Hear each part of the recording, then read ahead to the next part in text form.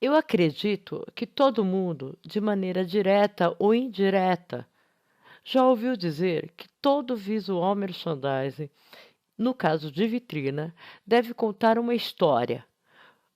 Por mais complexa ou simples que ela seja, essa história, ela deve ser compreendida em segundos, aceita, entendida, compreendida em toda a sua amplitude.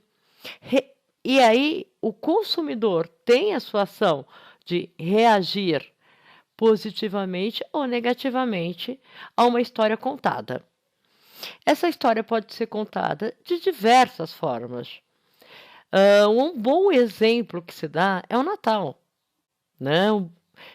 É um exemplo muito fácil de se falar. Colocamos o Papai Noel, podemos colocar uma lua, colocar uma estrela, ou simplesmente colocar os bonequinhos de neve, e essa história já foi automaticamente compreendida. Algumas histórias, por si só, são compreendidas pela obviedade. Quando eu coloco um coração na minha vitrina, eu tenho dois temas que vão predominar. E isso independe do que eu penso, da minha classe social. Vai depender muito, sim, de repertório, que é um assunto que nós vamos falar depois. Mas o coração imediatamente remete Dia dos Namorados, Dia das Mães. Fora isso, o coração é para lojas que vai trabalhar com produto que de alguma forma vende lingerie, algum produto mais romântico, que conduz ao erotismo, algo semelhante. Toda e qualquer vitrina conta uma história. O Natal é óbvia. Datas promocionais, datas comemorativas, funcionais do calendário, que nós chamamos de datas efemérides e datas sazonais, como primavera, verão, outono, inverno, Dia das Mães, Dia dos Pais, Dia dos Namorados, via de regra, elas são contadas com muita facilidade e compreendidas também com muita facilidade. Isso depende muito da habilidade criativa, né? Agora, o que eu quero propor é um passo além. Contar a história sobre a ótica de uma arte, de uma atitude, de um sentimento, de uma sensação, como é o caso dessa mesa, que absolutamente não tem nada, o manequim parece que caiu, vejo os cacos no chão e tudo está flutuando, né? Ela está contando uma história. Olha, o vaso está quase caindo da mesa. Mas essa história, ela não é datável, porém é compreendida. Se ela é aceita ou assimilada pelo cliente, que vai ter uma ação positiva ou negativa em relação a elas, isso é um outro processo do qual nós temos que trabalhar.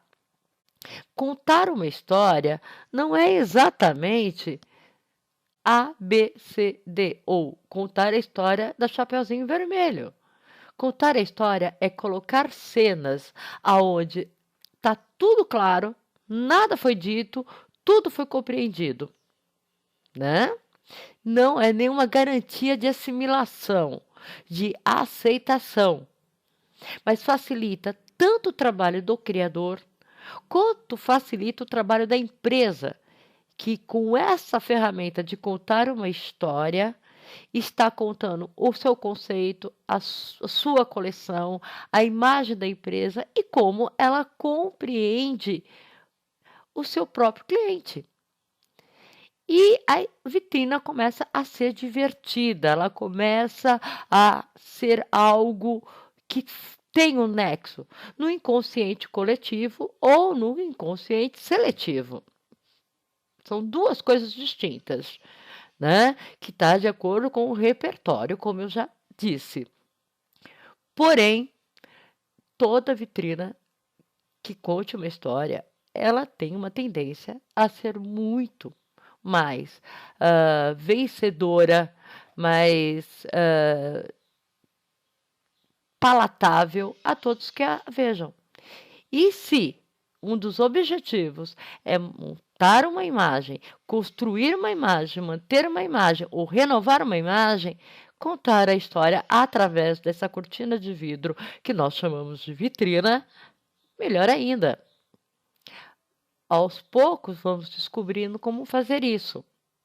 A proposta é sair um pouco dessa caixinha que nós estamos protetora das temáticas como verão, outono e inverno. Dia dos Pais, Dia das Mães, o coraçãozinho, né? O cupido. E ir para algo mais irreverente, aonde compreendemos a história contada. Veremos algumas fotos aonde existe história, tá?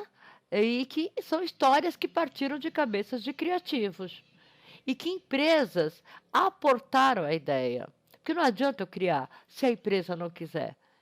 E aí temos dois lados. Temos a questão criativa e temos a questão produtiva.